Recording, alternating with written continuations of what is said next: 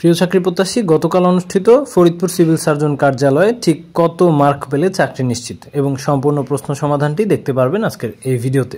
মূলত এই প্রশ্নটি লিখিত ছিল, প্রথমেই এক কথায় প্রকাশ ছিল, তারপর শুদ্ধ বানান ছিল, তারপর ফিল ইন দ্য গ্যাপস ছিল যেখানে কিনা প্রিপোজিশন থেকে প্রশ্ন করা হয়েছিল, তারপর কিছু চেঞ্জ দ্য ভয়েস ছিল, এরপর ছিল কারেক্ট আর্টিকেল।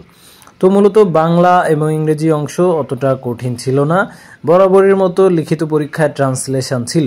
ইংলিশ লিখিত যদি হয় সেখানে ইংলিশ থেকে মাস্ট বি ট্রান্সলেশন পাবেন, এটা হচ্ছে 99% শিওর।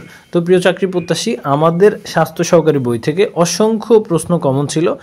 যারা কিনা আমাদের কাছ থেকে বই নিয়েছিল তাদের পরীক্ষা খুবই ভালো হয়েছে এবং তারা অনেকেই 70-75-এর মতো অ্যান্সার করেছে এবং কাটমার্কটা 70+ থাকবে যেহেতু প্রশ্ন খুবই সহজ ছিল।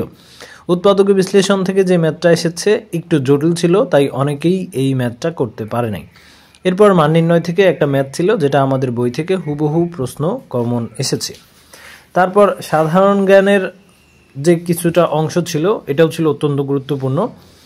তো লাভ ক্ষতি থেকে একটা ম্যাথ ছিল, আমরা কিন্তু বিভিন্ন সময় বলেছি শতকরা, লাভ ক্ষতি, যৌগিক নিয়ম, মান নির্ণয়, উৎপাদক বিশ্লেষণ এগুলো থেকে প্রশ্ন আসবে।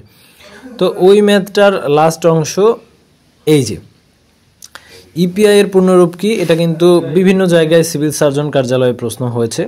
এছাড়াও এলইডি এর পূর্ণরূপ কি, ইপিআই কর্মসূচি কত সাল থেকে শুরু হয়, পেরুর রাজধানীর নাম কি, সোনার তরীর লেখক কে, রবীন্দ্রনাথ ঠাকুর।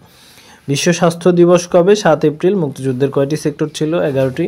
ভিটামিন এ এর অভাবে কি রোগ হয়, রাতকানা রোগ হয়। জুলাই বিপ্লবের সর্বকনিষ্ঠ শহীদকে, আব্দুল আহাদ।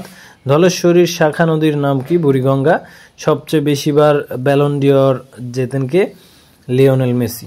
এছাড়াও যে কোশ্চেনগুলো ছিল অত্যন্ত গুরুত্বপূর্ণ কোশ্চেন ছিল। প্রিয় চাকরি প্রত্যাশী, প্রতিনিয়ত এরকম অসংখ্য চাকরি সংক্রান্ত ভিডিও এবং নিজের যোগ্যতায় চাকরি পেতে আমাদের চ্যানেলটিকে অবশ্যই সাবস্ক্রাইব করে রাখবেন। ধন্যবাদ সবাইকে।